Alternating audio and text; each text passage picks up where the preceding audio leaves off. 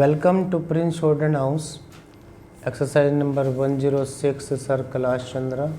100 words a minute, total 1000 words. Be ready. Start.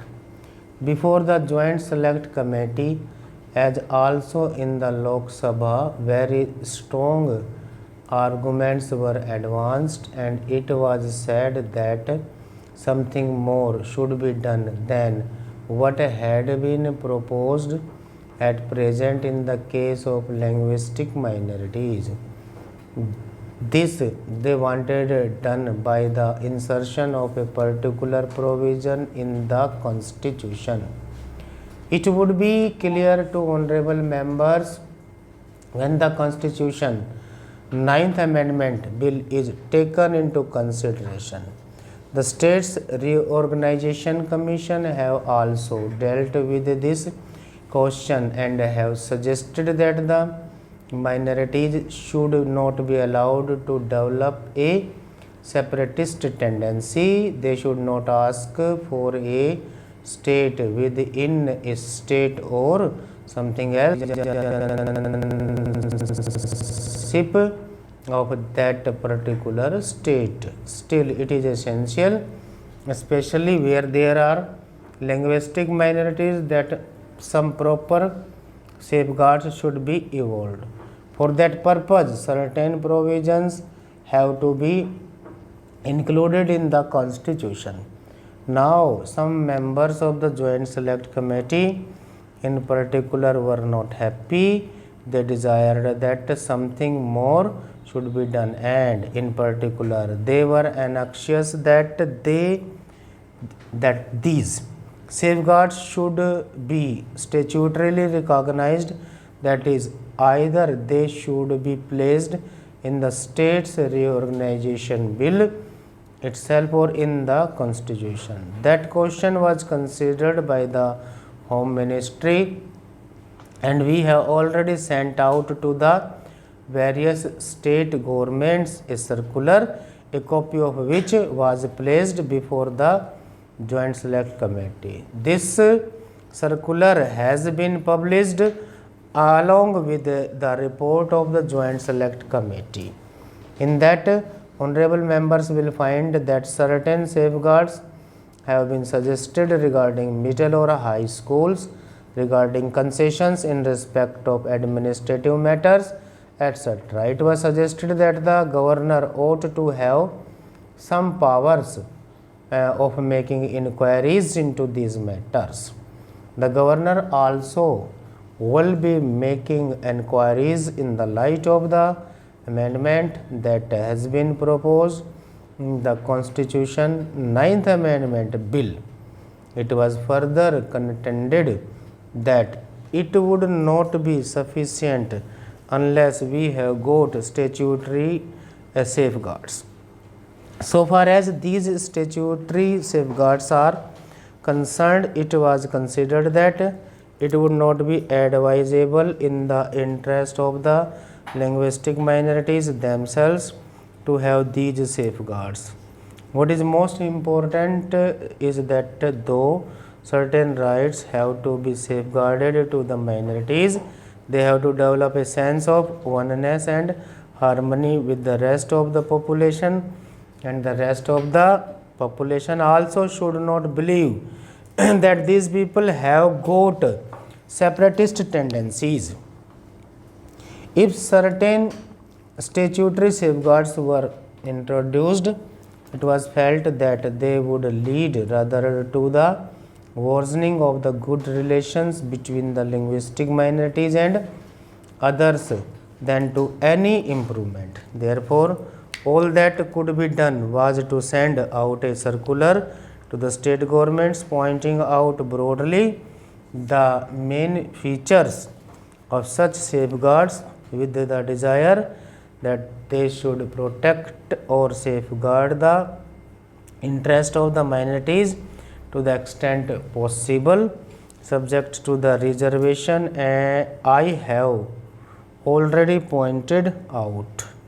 It was also suggested that just as we have in the case of the scheduled castes and the tribes a commissioner appointed by the government who goes to the various states, finds out the position, and then makes a recommendation or a report which is considered by the government of India, the state governments and others.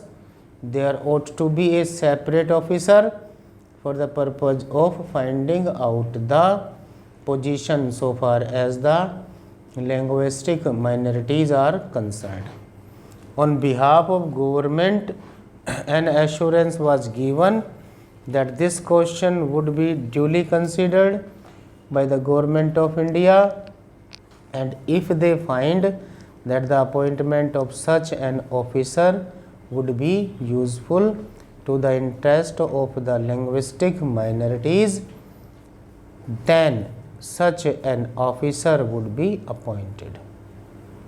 However, I would point out that so far as statutory guarantees are concerned, I would desire that these guarantees should not be insisted upon, because after all we have to develop a sense of oneness in any state, and every state there are bound to be linguistic minorities, and their attempt ought to be to completely harmonize themselves with the majority community. The majority community has also to be generous so far as the legitimate rights of these people are concerned. So this process of mental approach towards each other would perhaps be halted or at least adversely affected if such guarantees are given. We would then think more and more of the guarantees and of the enforcement of these guarantees through the courts of law or otherwise. This will result in the relations getting embittered and will be harmful to the ultimate interest of the nation. This is what might be found to a certain extent in the States Reorganization Bill. This question will be considered at a greater length when the Constitution 9th Amendment Bill comes before the House for consideration. So far as the services are concerned, some attempts have been made to lay down the general principles. There are only two All India services, namely the IAS and the IPS. These are the only two All India services, and what has been decided is that there would be fresh cadres so far as the new states are concerned, and officers would be transferred from one cadre to another after taking all the relevant circumstances into account, that is the requirements of the states and also the work that these officers had carried on. That process would be completely after the work is started. The work has to go on and the process would be complete as early as possible. So far as the state services are concerned, certain principles have been laid down. One such principle is that in the case of a whole state merging with another bigger states, all the officers at various levels will be carried over into that state. The difficulty arises when you have to deal with the question of the transfer of certain portions of a territory to one state and another portion to other states, as in the case of Andhra Pradesh and as in the case of Maharashtra. Stop.